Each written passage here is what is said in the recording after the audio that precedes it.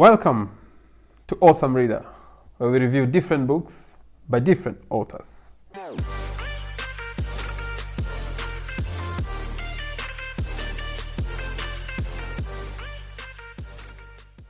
This Sunday, we review Drugs, Guns, Money, Power, Pablo Escobar, as written by Roberto Escobar.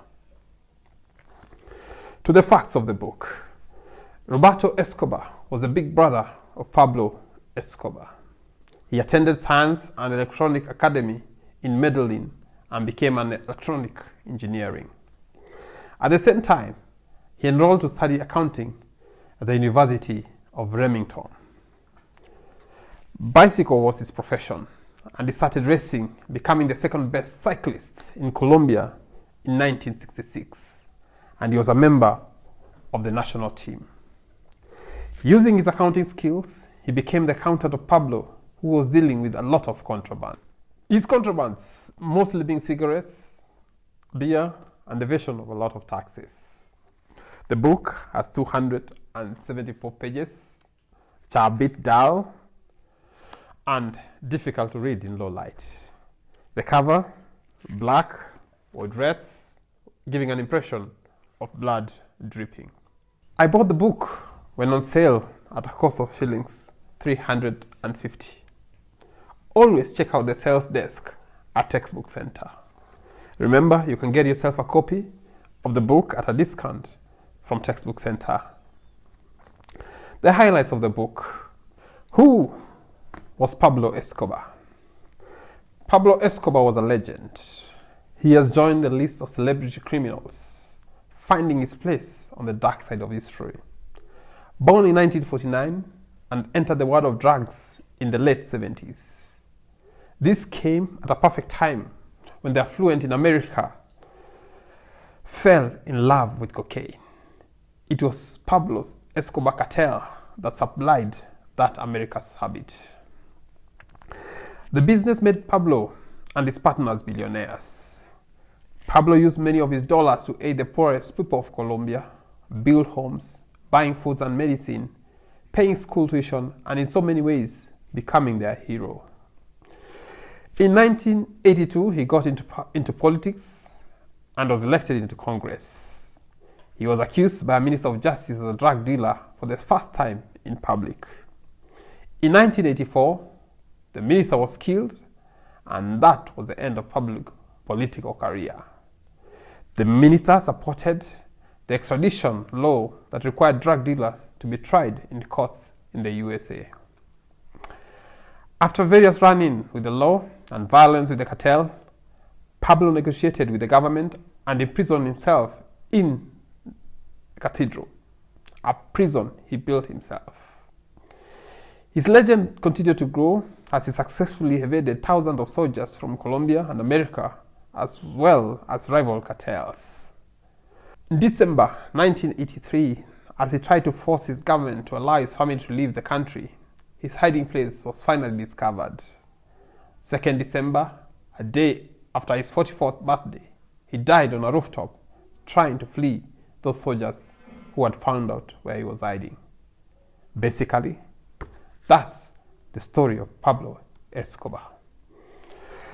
Roberto Escobar, big brother of Pablo, served as the accountant, provide a somewhat different version of the story. Speaks of a very loving brother, blamed for death and killings that he had nothing to do with. He tried convincing his brother to exit drug business. At this time, Pablo smiled to himself.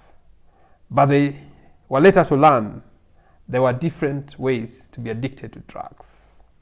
Once Pablo was in the middle of the business, once he tasted the power and the money and the renown, there was no way he could ever get out of it.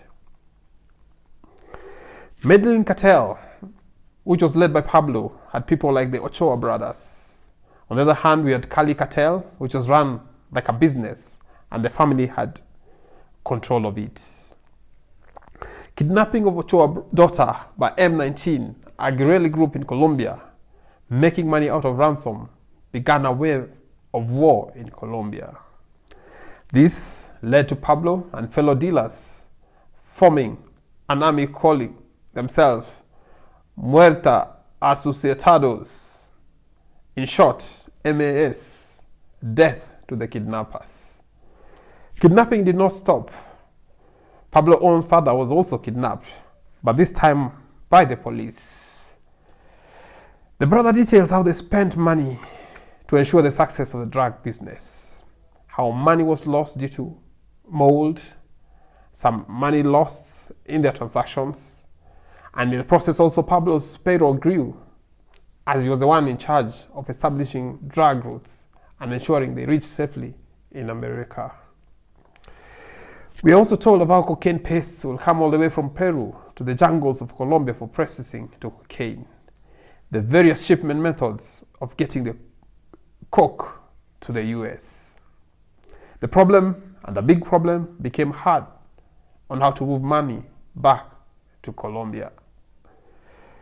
The death of Justice Minister shone a great light on Pablo, who until now everybody believed he was a businessman making money from real estate. Pablo said, "I would rather have a grave in Colombia than a jail cell in the United States."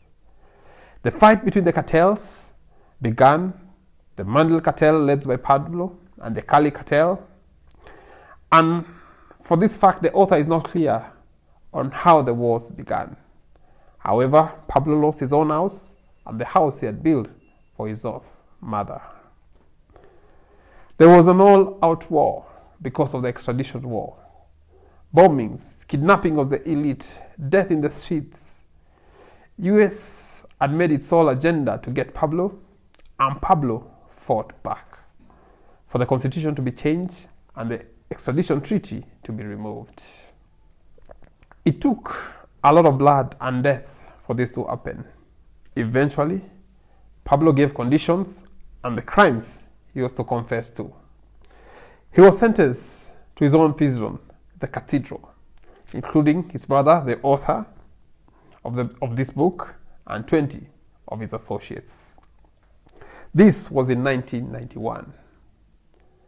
On the other side, a military group by the name Los Pepes, meaning enemies of Escobar, also formed an army to fight against Escobar. A reward was given out by the government for the arrest of Escobar. Pressure, on the other hand, was mounting from the United States for the Colombian government to rescind the decision for Escobar not to be extradited. Once again, Pablo and his brother, getting wind of this, escaped from the cathedral. Eventually, Roberto surrendered to the police. The idea was for him to negotiate terms also for Pablo's surrender. In prison, Roberto Escobar got a letter, and when he opened, a bomb exploded and he lost his eyesight. For the parting shot, Roberto says, "It's over. I still have the pain from the bombs and my memories. I live quietly with the help I need and with the knowledge that whatever is taught about my brother, from the people who loved him to those filled with hate, he will forever live in history." In my opinion, Pablo Escobar was a very quiet person, very reserved, and this led to many gaps in the book, even as the story was narrated by his close brother. I watched the series Pablo Escobar on Netflix, and the accounts between that and his brother Roberto Escobar accounts do not significantly differ. The brother was shielded from many events, and such his accounts turned out to be vague and shallow. Well, if you watch the series on Netflix, this book does not add much to your library. This has been Awesome Reader. Subscribe and share. Remember to get details on how to get the book at a discount from Textbook Center on the description box below. Till next Sunday, let's keep reading.